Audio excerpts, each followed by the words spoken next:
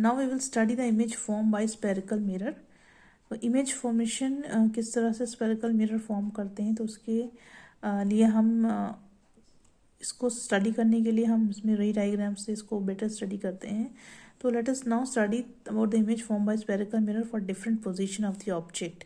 ठीक है, ऑब्जेक्ट की डिफरेंट पोजीशन हमें देखनी है जो कि रिफ्लेक्टिंग सरफेस के सामने रखा हुआ है, और हमको एनालाइज करना है कि इमेज रियल है, वर्चुअल है, इमेज बड़ी है, छोटी है या सेम साइज़ की है।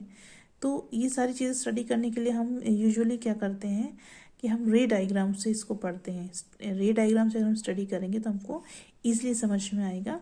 तो यहाँ पे हम कंसीडर करेंगे एक ऑब्जेक्ट जो कि एक्सटेंडेड है। एक्सटेंड मतलब उसकी लेंथ, ब्रेड्थ, हाइट सब हम एक फिक्स्ड लेंथ है, ब्रेड्थ और हाइट है, डायमेंशन है, उसका फाइनाइट साइज है, उसको स्पेरिकल मिरर के सामने रखा हुआ है। और जो आपने ऑब्जेक्ट लिया है, एक्सटेंडेड ऑब्जेक्ट, उसका हर एक स्मॉल पार्ट जो है वो एक पॉइंट सोर्स की तरह काम करेगा। ठीक है, तो बहुत सारी लाइट रेज जो हैं वो ओरिजिनेट करती हैं हर एक पॉइंट से उस ऑब्जेक्ट के। लेकिन हमें क्या करना है, हमें सिर्फ दो ही रेज लेनी है ताकि हम इजीली उनको स्टडी कर सकें, उसकी क्लियरिटी को हम देख सकें रे डायग्राम में, और हम ये भी देख सकें कि उसका जो रिफ्लेक्शन है, ठीक है, उसके रिफ्लेक्शन के बाद में वो कहाँ पे मीट होगी, कहाँ पे इंटरसेक्ट करेगी, कहाँ पे इमेज बनेगी। ये सब चीज़ देखने के लिए हमें सिर्फ दो ही रेस लेनी है। तो यहाँ पे लिखा हुआ है ना, while constructing a ray diagram it is convenient and appropriate to consider only two rays in order to maintain clarity of the ray diagram. तो हम सिर्फ दो रेस को ही लेंगे ताकि हम रे डायग्राम की क्लियरिटी को समझ सकें। और ये जो रेज हम लेंगे, हमें इस तरह से चूज़ करना है कि हम ईजिली इनकी डायरेक्शन को देख सकें जब ये मिरर से रिफ्लेक्ट होकर बाहर निकल रही हैं।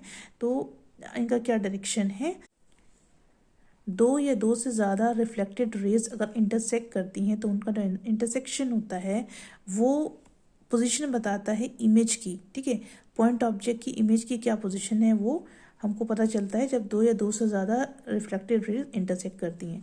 तो here we will see the rays selected for image formation by spherical mirror. तो कौन कौन सी रेज हैं, तो while considering the image formation by spherical mirror by drawing ray diagram, we take usually any two of the following rays because we can easily find corresponding reflecting rays for them. तो usually हम कोई भी दो race लेते हैं, यहाँ पे आपको चार दी हुई हैं, इसमें से कोई भी दो लेते हैं क्योंकि इन रेस से इजीली हमें इनकी जो कॉरस्पॉन्डिंग रिफ्लेक्टिंग रेस हैं उनके बारे में इजीली पता चल जाता है। तो पहला केस देखेंगे कि a light ray traveling parallel to the principal axis of the mirror after reflection will actually pass through the principal focus F in case of concave mirror. तो यहाँ पे आप देखेंगे कि ये कॉनकेव मिरर है या कॉन्वेक्स मिरर है। तो ये लाइट रे ट्रेवल कर रही है प्रिंसिपल एक्सिस के पैरेलल और ये पास हो रही है प्रिंसिपल फोकस से। ठीक है, और अपीयर हो रही है, ठीक है, appear to diverge from the principal focus. तो यहाँ से यहाँ अगर हम देखें कॉन्वेक्स में तो ये प्रिंसिपल फोकस से डाइवर्स हो रही है। ठीक है, और कॉनकेव मिरर में ये आपको पास होती दिखाई दे रही है। फिर दूसरा देखेंगे a light ray passing through the principal focus F of a concave mirror. तो एक लाइट रे है जहाँ जा रही है और ये प्रिंसिपल फोकस से पास हो रही है। ठीक है, और उसके बाद ये प्रिंसिपल एक्सिस से पैरेलली ये रिफ्लेक्ट होकर आपको दिखाई दे रही है। इन केस ऑफ कॉन्वेक्स में भी ऐसे ही हो रहा है कि जो लाइट रे है that is directing towards principal focus के साथ डायरेक्ट हो रही है, आपको दिखाई दे रहा है कि वो डायरेक्ट हो रही है, और रिफ्लेक्शन के बाद में आपको दिखाई दे रहा है कि ये पैरेलली जा रही है प्रिंसिपल एक्सिस के। ठीक है, तो दोनों ही केसेस में प्रिंसिपल एक्सिस से ही पैरेलल जा रही है। Third case is a light ray passing to a centre of curvature. तो यहाँ पे कॉनकेव मिरर में देखेंगे लाइट रे सेंटर ऑफ कर्वेचर से पास हो रही है और इसी पाथ से ये वापस चली जा रही है। ठीक है, देखिए इसी पाथ से ये वापस जा रही है और यही सेम चीज़ हो रही है कॉन्वेक्स में भी। यहाँ पे भी जो लाइट डायरेक्ट हो रही है वो सेंटर ऑफ कर्वेचर से पास हो रही है और सेम पाथ से वापस चली जा रही है। तो ऐसा क्यों हो रहा है, यहाँ पे देखेंगे the light rays retracing back its original path. क्यों, क्योंकि जो इंसिडेंस रे है वो फॉल हो रही है मिरर के डायरेक्शन में, जहाँ पे रिफ्लेक्टिंग सरफेस पे नॉर्मल लाइन ड्रॉ हुई है उसी डायरेक्शन पे इंसिडेंट रे फॉल हो रही है, इसीलिए अपने ओरिजिनल पाथ से वापस चली जा रही है। Light ray is retracing back its path because the incident ray falls on the mirror along the direction of normal drawn to the reflecting surface. ठीक है, तो जो रिफ्लेक्टिंग सरफेस है उस पर जो नॉर्मल लाइन ड्रॉ कर रही है उसी के ऊपर ये लाइन जो है, ये जो रे है वो फॉल हो रही है, इसीलिए ये ओरिजिनल पाथ से वापस चली जा रही है। Then D is a light ray traveling obliquely to the principal axis। देखिए ये प्रिंसिपल एक्सिस की ओब्लिकली ये ट्रेवल कर रही है इन केस ऑफ कॉनकेव। और कॉन्वेक्स में देखेंगे तो convex mirror is reflecting obliquely, इसमें ये रिफ्लेक्ट हो रही है obliquely, and the reflected ray sustained equal angles. ठीक है, तो जो रिफ्लेक्टेड रे हैं इनके जो एंगल्स हैं वो इक्वल हैं।